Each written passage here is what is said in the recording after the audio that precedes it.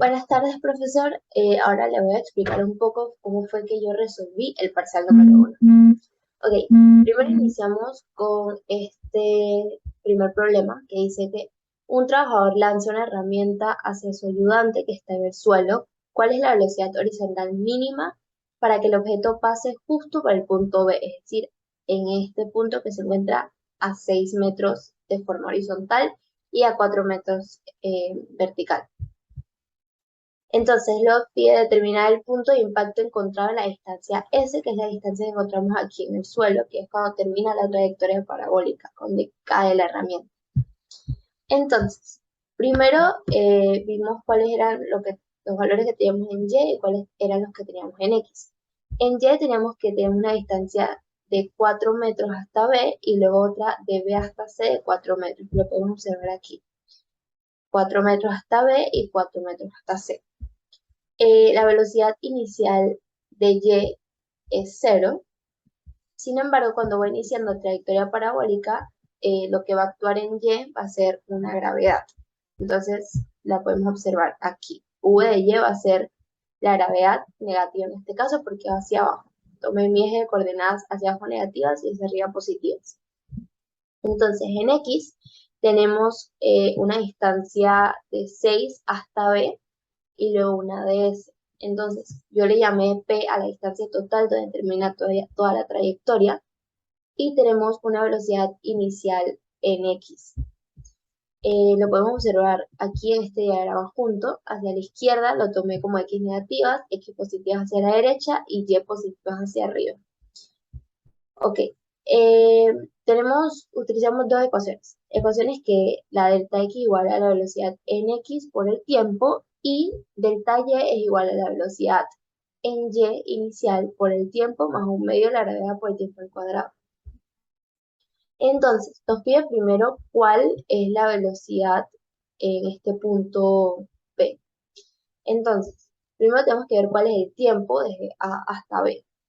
Y lo utilizamos con esta fórmula. En este caso sería menos 4 porque va bajando, entonces sería 4 negativo.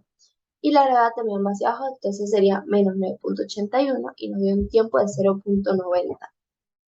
Luego, con esto utilizamos la fórmula de MRU, que sería delta X igual a la velocidad en X por el tiempo. Ya tenemos un delta X que son 6 metros, que lo podemos observar aquí, de A hasta B, 6 metros de forma horizontal.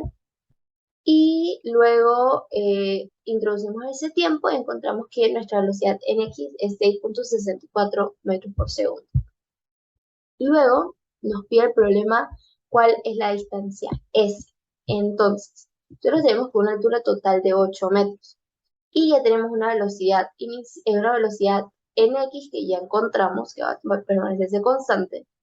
Por ende, esa es la que podemos utilizar en nuestra fórmula de MRU, que sería X igual a V en X, y ya la tenemos por el tiempo. Eso es lo que nos falta, que fue lo que buscamos acá arriba. Entonces buscamos el tiempo desde A hasta C, desde el inicio hasta el final de la trayectoria, y nos dio 1.27, en este caso menos 8 porque está hacia abajo, 8 negativo. Le vamos a pasar, no, aquí nos dio que la distancia total era 8.48, entonces ese es mi P, que le toca restar los 6, que es de A a B, entonces me dio 2.48 metros. El problema B es un problema de poleas, que dice que tiene una velocidad constante de 6 metros por segundo. Entonces tenemos que analizar qué pasa en el bloque A y qué pasa en el bloque B, cuando se mueve hacia la izquierda con esta velocidad. Entonces tenemos un A y B inicial con una velocidad hacia la izquierda de 6 metros por segundo. ¿Qué es lo que sucede? Al momento de el A moverse hacia la izquierda, el B va a subir. Entonces van a cambiar de posiciones de X inicial a X final y de X inicial a X final. Entonces, nos están pidiendo cuál es la velocidad en B, la velocidad en D y la velocidad relativa a la porción C y la porción D. ¿Qué vamos a hacer aquí? Aquí podemos utilizar las relaciones de las cuerdas, o sea, de las poleas. Pero primero hay que analizar cada uno de los objetos. Entonces, tenemos el primer objeto, aquí la A tiene una normal hacia arriba y un peso W1 que le quise llamar, que sería el peso de A. También tiene una tensión de A. Entonces, todo esto sería igualado a M, a metro por aceleración en A, que sería hacia la izquierda. Y en B sucede lo mismo, tenemos una tensión, aquí como podemos observar, que le llamamos tensión en B, que la tensión en B, aquí tiene una polea que la podemos determinar aquí, que tiene tanto la tensión en A como la que va hacia el punto D, que la llame tensión en D. Y esta está igualada a masa por aceleración en B hacia arriba, porque ese es el movimiento de cuando se jala la cuerda, o sea, el bloque A. Entonces, ¿qué observamos aquí?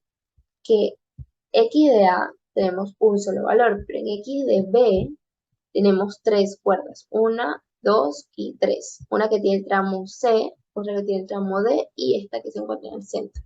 Entonces decimos que XA es igual a 3XB, que sea lo mismo que decir que VA es 3VB igual a 0 y 0 igual a AA, aceleración en A, por 3 por la aceleración en B, más 3 por la aceleración en B.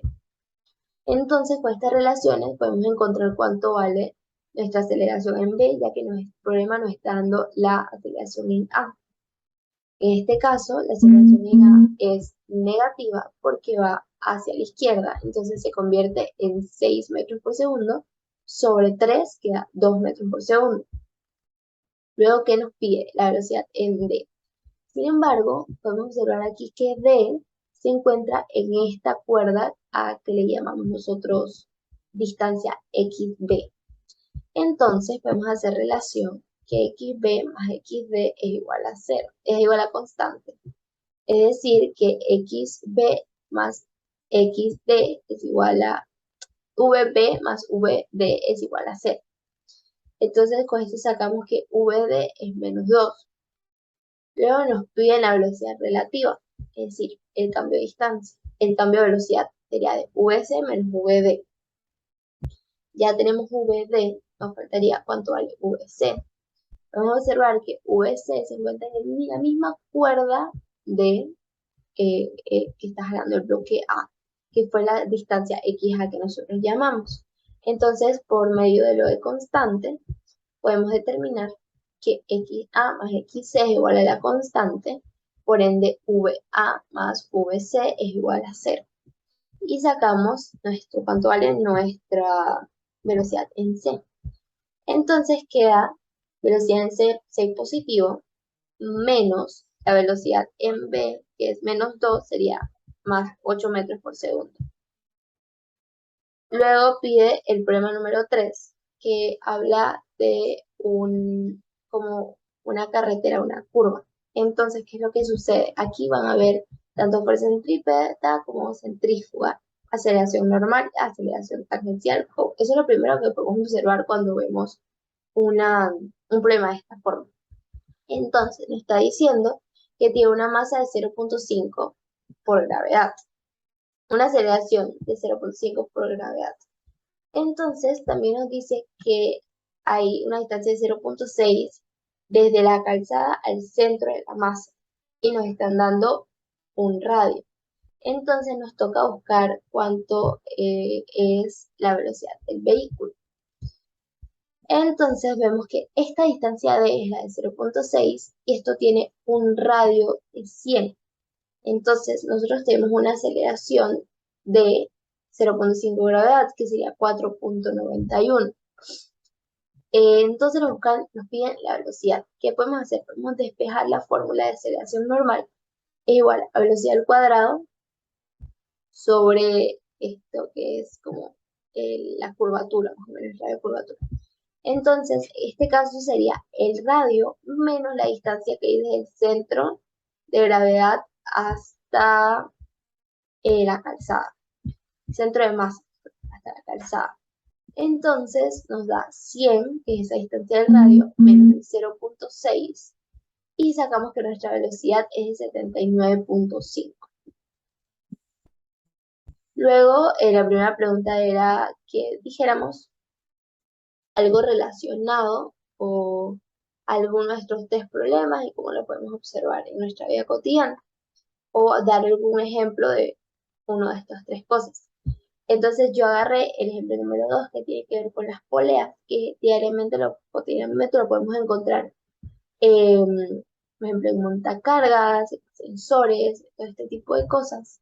Y permite levantar objetos muy pesados o mover pesos sin hacer un gran esfuerzo. Que podemos observar, hay algo muy parecido en esto. Si se dan cuenta, aquí entra una cuerda que luego va a salir por el otro lado, que es muy parecido a lo que vimos acá, que era que entraba una cuerda por un lado y salía por el otro lado. Entonces, luego veía algunos ejemplos de estos problemas en la vida cotidiana. Nuestro primer problema es un problema eh, MRU parabólico, porque no tiene o sea, nos dan una velocidad y nos dan que nuestra trayectoria es una trayectoria parabólica. ¿Cómo podemos observar esto en la vida real? Por ejemplo, un salto largo, de esa manera. Ellos tienen una velocidad inicial cuando hacen este salto y su trayectoria es una parabólica. Entonces, cuando caen, ya hay una distancia recorrida. La de las poleas, aquí como dije anteriormente, podemos ver, por ejemplo, los montacargas, que es como podemos observar aquí que está levantando un contenedor. Entonces, la polea sirve para poder hacerlo con una menor cantidad de esfuerzo.